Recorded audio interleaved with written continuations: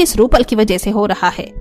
शांति के मना करने पर भी आकांक्षा करिश्मा, रूपल और काजल के साथ शॉपिंग करने के लिए चली जाती हैं और शांति आशा को बाहर बुलाकर उससे लड़ना शुरू कर देती है।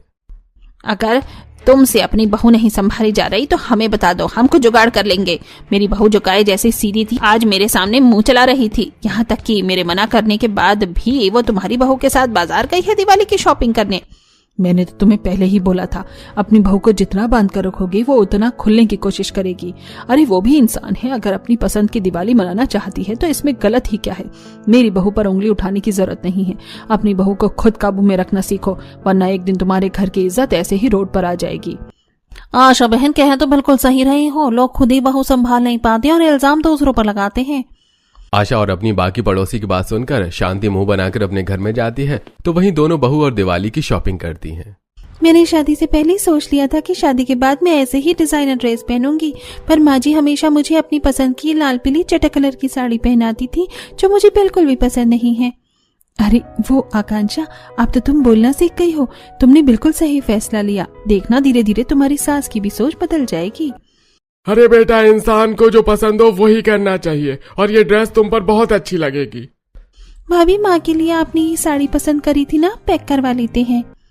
कुछ देर में चारों बहू बेटी दिवाली की शॉपिंग करके घर आने लगती हैं और अपनी बहू बेटी को रूपल के साथ आता देखकर बाहर खड़ी शांति अपने कमरे में जाती है और बैठकर बस पुरानी बातों को सोचती है। मैं क्या करूं, मेरी बहू अब अपनी मनमानी करने लगी है। कैसे उसको पहले की तरह बनाऊं। माँ, बैठे बैठे क्या सोच रही हो? चलो दूध पी लो और आराम कर लो। आकांक्षा की तबीयत ठीक नहीं थी, इसलिए मैं लेकर आ गया आपका दूध। अरे मेरी बहू कितनी भी बीमार क्यों ना हो जाए, पर मेरा काम वो खुद करती थी और आज उसने मेरे बेटे को भेज दिया दूध लेकर। अब तो मेरा बेटा भी अपनी बीवी की तरफ हो गया है, क्या करूं मैं। शांति दूध पीकर सोचते हुए सो जाती है। इसी तरह कुछ दिन बीत जाते हैं और देखते ही देखते दिवाली का दिन आ जाता है। पूरा परिवार साथ में मिलकर दिवाली की डेकोरेशन करता है। अरे घर को तो दुल्हन की तरह सजा लिया, अब तुम सब भी जाकर तैयार हो जाओ और घर के दिए मोमबत्ती भी जला दो। पूजा करने का भी समय हो रहा है। हाँ माँ जी, मैं जाती हूँ। वैसे भी मैंने अपने लिए कुछ खास खरीदा है इस खास दिन के लिए। इतना बोलकर आकांक्षा अपने कमरे में तैयार होने के लिए चली जाती है और कुछ ही देर में तैयार होकर बाहर आती है।